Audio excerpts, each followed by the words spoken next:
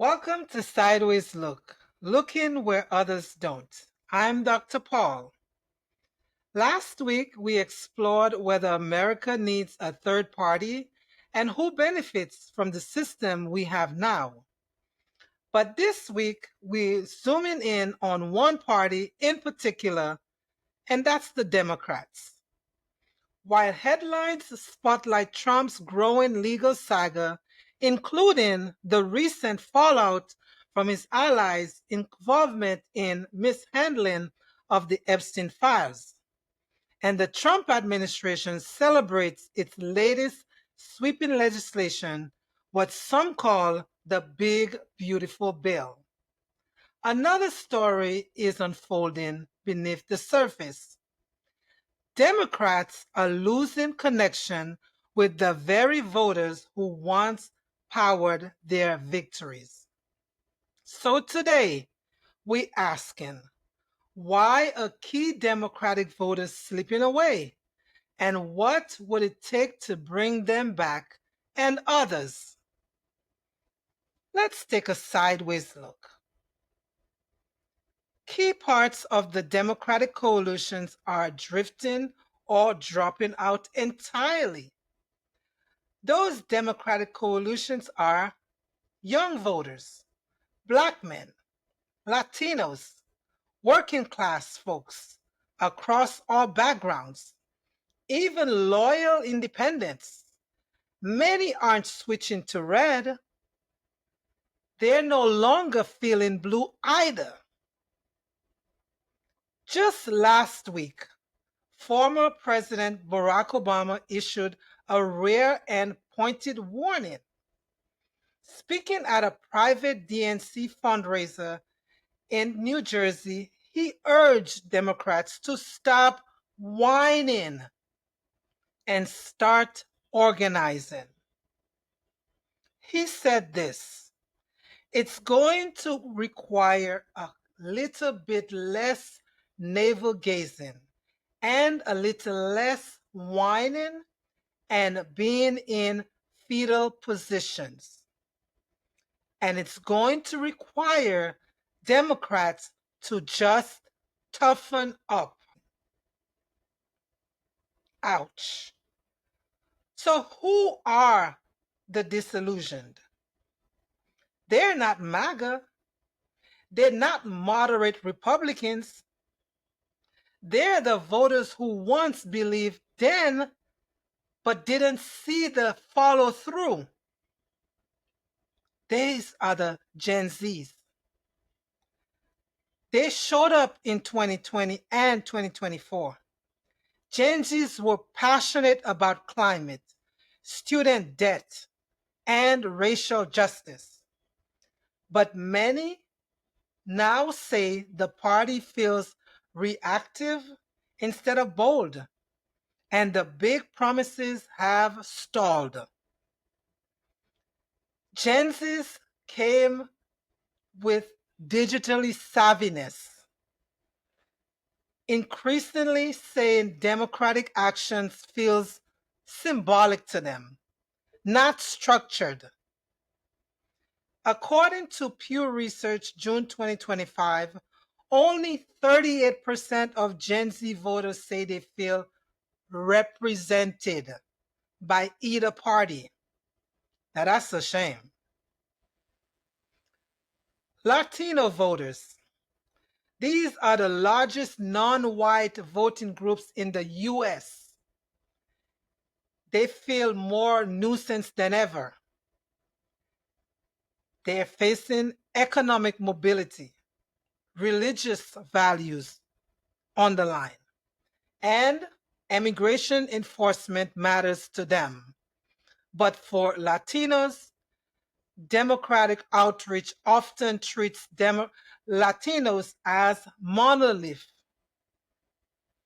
Latino voters are shifting noticeably in key battleground states. In Texas, in Florida, GOP has real gains. Polling from Univision shows that Latino support for Democrats dropped from 71% in 2020 to 59% in 2024. Democrats, this is a wake up call. Let's look at Black men. Despite record turnout in 2008 and again in 2020, many young Black men feel unseen and unheard. Police reform that has stalled. Economic mobility, for them, still elusive. The message for them from the Democrats, we vote blue, so why hasn't anything changed? Black men, particularly young ones, are voicing growing frustration. In cities like Detroit, Philadelphia, and Atlanta, in 2024, the turnout dropped by 7% compared to 2020. What about the progressives? Regardless of age or race, they're also wary and feel too often compromises with that the Democrats compromises with corporate donors and backs away from bold reforms. Folks, this is a common thread.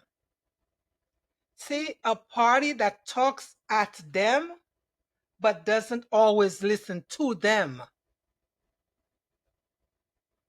So maybe there's a message lost in all of the noise. Democrats often lead on policy, such as healthcare, student debt relief, climate initiatives, but lose on messaging. Why? So the bottom line, Democrats often have better policy, and those are often on paper. But guess what? Paper doesn't vote. People do. So you need to listen. They're always protecting democracy. For example, what if your rent went up $400? That's not going to pay the bill. Again, policies. Fighting climate change. For Black men, it feels distant because when you cannot make up your groceries bills, when groceries now cost 30% more. For example, slogans, diversity and inclusion. For Black men, that falls short because there's nothing attached to the message that helps them in the long run.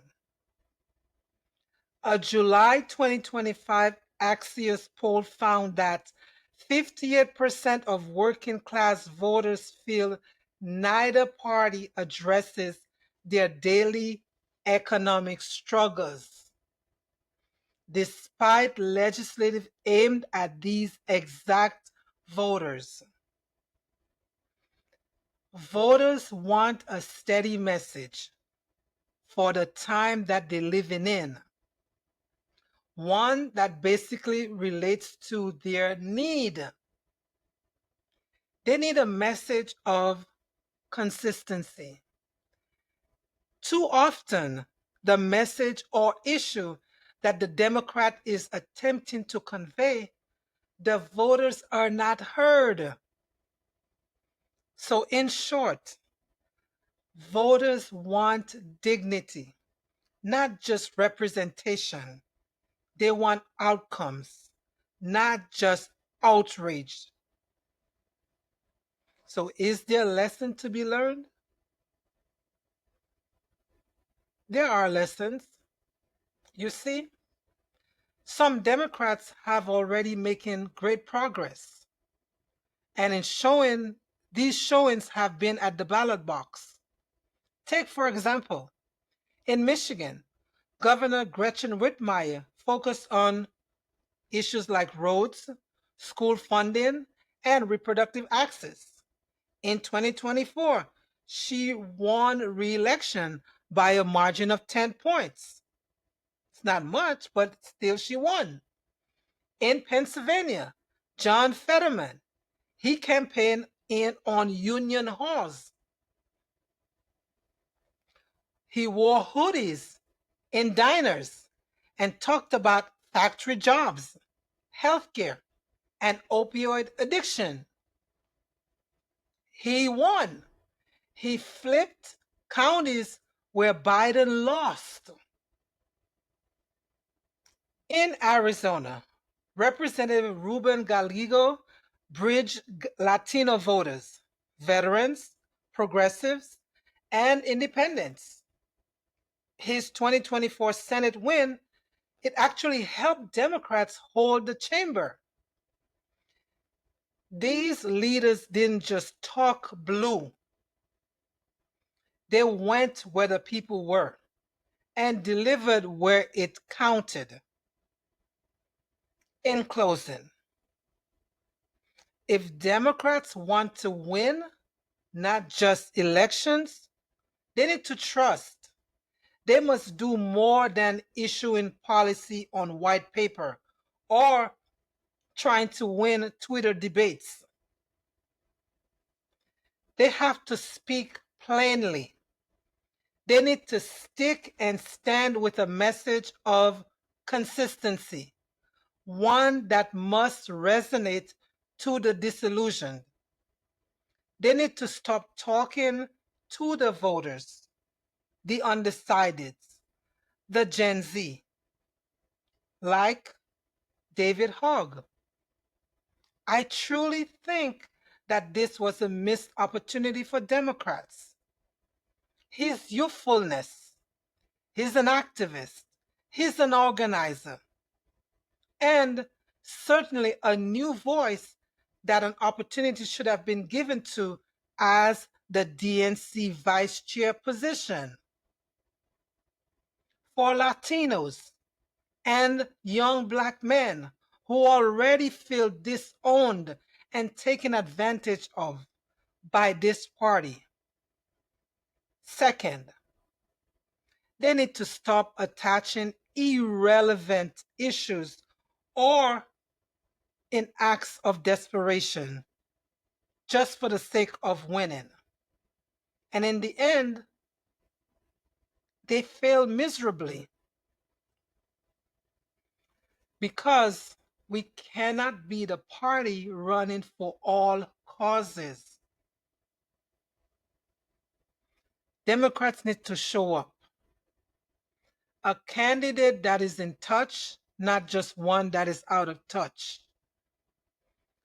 They need to back promises with tangible results. They must take an oath of loyalty. Why do I say that? Because, let's face it, Democrats are not loyal to their own party.